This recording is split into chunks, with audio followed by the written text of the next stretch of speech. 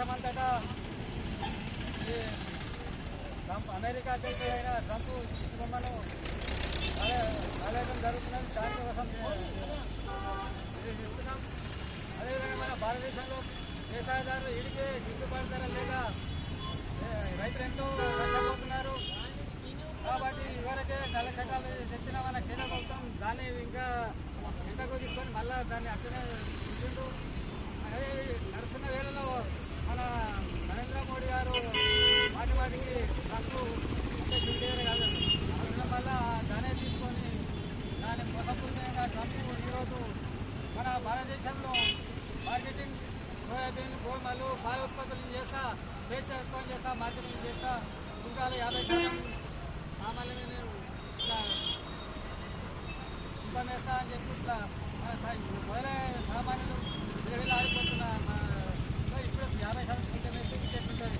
దాన్ని కాబట్టి రైతులందరం ఈ స్వేచ్ఛ భారతదేశంలో మార్కెటింగ్ చేయనీయం, మేము తరలి కొడతాం, ఎవరిని అడిగి ఏకపక్షంగా నిర్ణయించినావు కాబట్టి రైతు సంఘం గట్టిగా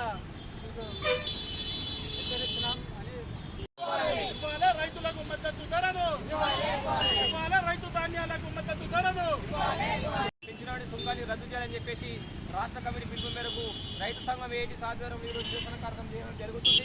ఈ పన్ను సుంకము తగ్గించే వరకు కూడా పోరాటం తగ్గేది లేదని చెప్తూ మరి ఈ కార్యక్రమం వచ్చినటువంటి జిల్లా అధ్యక్షులు ఎమ్మాన్ గారికి అదేవిధంగా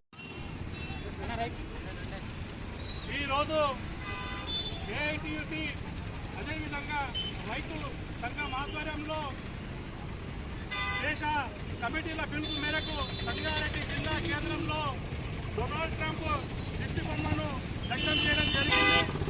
మరి అందరికీ తెలుసు, అమెరికా సామ్రాజ్యవాదం, అమెరికా దేశ అధ్యక్షుడు ఈరోజు భారతదేశం పైన 50% సుంకాన్ని విధిస్తూ ఉన్నారు.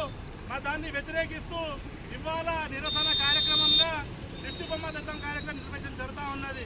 మనందరికీ తెలుసు, మన దేశ ప్రధాని నరేంద్ర మోడీ గారు చీటికి మాటికి అమెరికా దేశ అధ్యక్షులతో కానివ్వండి, అమెరికా దేశాన్ని కానివ్వండి సందర్శిస్తూ ఉన్నారు.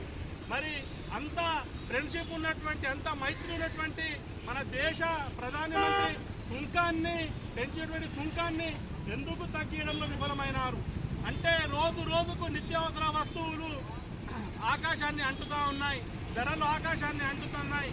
మరి ఇంకా 50% సుంకాన్ని విధిస్తే అక్కడ నుంచి దిగుమతి అయ్యేటువంటి నిత్యావసర వస్తువులు ఇంకా ధరలు పెరిగేటటువంటి ఆస్కారం ఉంటుంది. మరి దేశ ప్రధానిగా ఆయన పూర్తి స్థాయిలో విఫలమైనారు.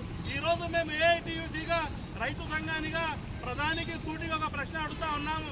మరి ఇతర దేశాల్లో ఏదైనా సమస్య ఉంటే వెంటనే సమస్యలు పరిష్కరిస్తామని చెప్పేసి మీ కార్యకర్తలు కానివ్వండి, మీ ప్రభుత్వం కానివ్వండి సంఘాల బజాయించుకుంటా ప్రచారం చేసుకుంటా ఉన్నారు.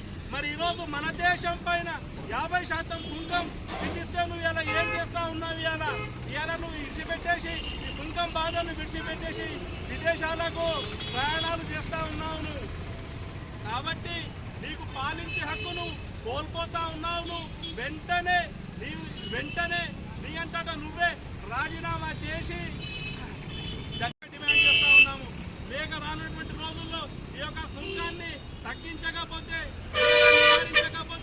రానున్నటువంటి రోజుల్లో అన్ని కార్మిక సంఘాలు, అన్ని రైతు కర్షక సంఘాలతోని జాతీయ స్థాయిలో ఆందోళనలు చేసి ఖచ్చితంగా నీ మెడలు వంచైనా సరే నిన్ను గద్దె దించుతామని చెప్పేసి హెచ్చరిస్తా ఉన్నాం.